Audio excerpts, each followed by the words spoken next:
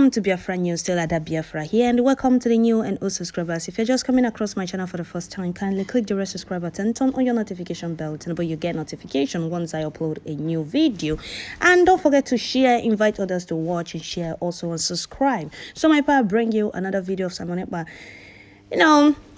putting Obasanjo where he belongs by saying Biafra died in 1970. Biafra never dies and can never die. And that is why we Biafrans would do everything within our power to prove them wrong. All of them that have been ranting that Biafra died, there is nothing like Biafra. Biafra died with Ojukwu. Some will be saying Biafra died with Ojukwu. Some will be saying Biafra died during 1970. Or Biafra were defeated. We were never defeated.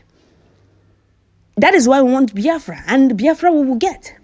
So I will not say much, but I will allow you watch this very video. Simon Ekpa is doing a great job. To me, he is doing the needful this very cause. This freedom we are asking for, he's doing the right thing. And he's not hiding his face. He's not hiding who he is. He's not hiding where he lives. He's not hiding anything he's doing. He's making everything known so that everybody will know this is what this guy stands for.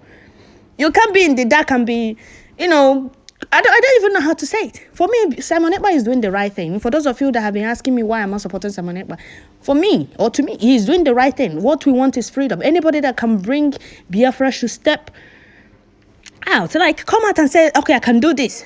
And everybody will support you. It's not when you see somebody fighting for your freedom and you'll be kicking against that person. The reason I always said that Simon Ekpa is doing the right thing. For me, he's doing the right thing. Like this comment of Obasanjo. How many people have you seen come out tackling Obasanjo or debunking or telling Obasanjo? He knows the truth, but he don't want to acknowledge it. They know the truth and they are shying away from it.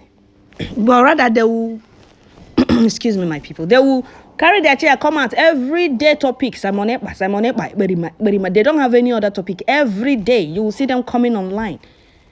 Or those gullible fellows watching them. All their topic every day. They don't change topic. It's Simon Ekpa all the time. All these things, all these people that is trying to make the world believe that there is nothing like Biafra. You debunk those propaganda and you tackle them, put them where they're supposed to be, not allowing them and be fighting your own. They are rebelling. That is why I say Simon Ekpa, for now, till our leader is out, I'm following him and I will always listen to his these things until our leader is out. For me, he's the only graduate of Mazi Nnamdi Kanu's university. Not all these people gossiping around everywhere. Obasanjo coming out to say Biafra died in 1970. And the millions of people are still fighting for that same thing they said he died in 1970. And you're telling me these people are not insane. So that is it, my people. I will allow you watch Simon Ekpa tackle Obasanjo and put Obasanjo where he truly belongs. Don't forget to share, like, subscribe, turn on your notification bell. Don't forget to your Ada Biafra right here. Biafra, where you have opportunity to call either by video or by telephone. So if you are watching from Twitter, please switch over to Enter Biafra channel 2. Thank you very much. And here we go. And I like what Chief Nwanyama said. I believe on the 13th of January, 1970, Biafra died and was buried. Actually, in the house of my friend here, Chief Simon Okeke in Amici. Is that correct? But when you have this type of thing that was said to me, and the type of thing that you know is going on, what I call, as I have just called it, what do we do with it? I believe we have to go back to the scripture, which says we must conquer evil with good.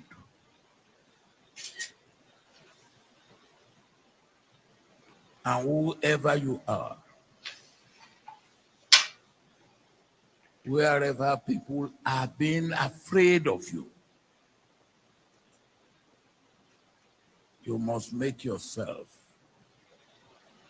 friendly to those who are afraid of you. Is that does that make sense to anyone? That does not make sense to me.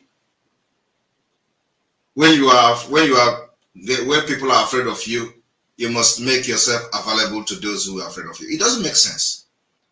But I want to inform Obasanjo this evening. I want to inform Obasanjo this evening that it is Nigeria that is dead and buried. And you need to understand that. But if you do not understand that Nigeria is dead and buried by now, he's going to understand it before the May 29th, 2023. I want to remind Obasanjo, before Biafra war,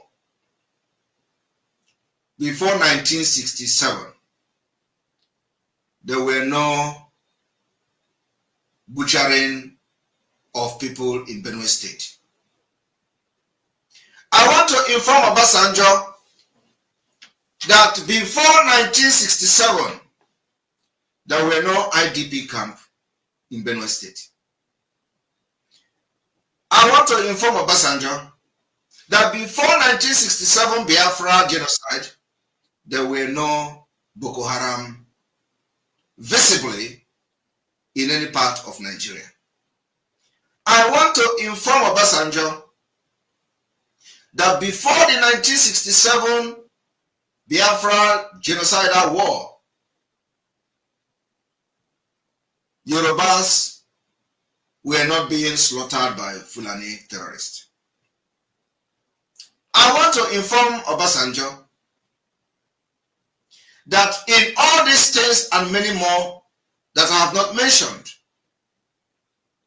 what led to Biafra war was the killing of Ndi Igbo and people from the old Eastern region in Nigeria.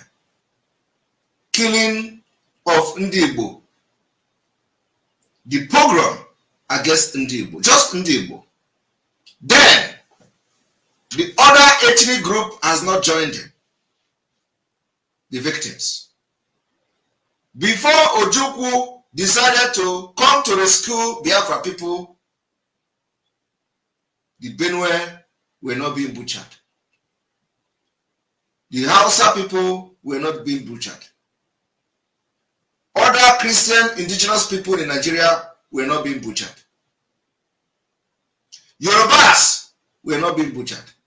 It was only the Igbo people that was the target. Today, after the Biafra war, the reason Ojukwu went to war to defend Ndi Igbo has multiplied, and the situation is in the worst stage. What led Ndi Igbo to begin to declare independence of Biafra is now happening to the people of the Middle Belt. What led Ojukwu to decide to stand his ground and say that it is time we pull out of Nigeria is not happening to people in Yoruba land.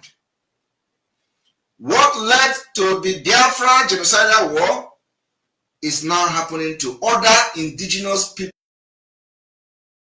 In addition to that, the killing of Ndi Igbo have increased from the killing of 1945, from the killing prior to the independence, from the killing that led to the declaration of Biafra. How then a man who was part of the war fighting on the side of Yoruba people and Nigeria will come today in our land to insult our sensibility, insult our elders, insult millions of Biafrans that died without knowing anything about the war, insult the dead, insult those children, 3 million of them, who were killed out of starvation in the name that Biafra is dead. If what led to Biafra war is now happening to other indigenous people, what gave the Obasanjo the impetus, the moral justification to come to our land and insult us?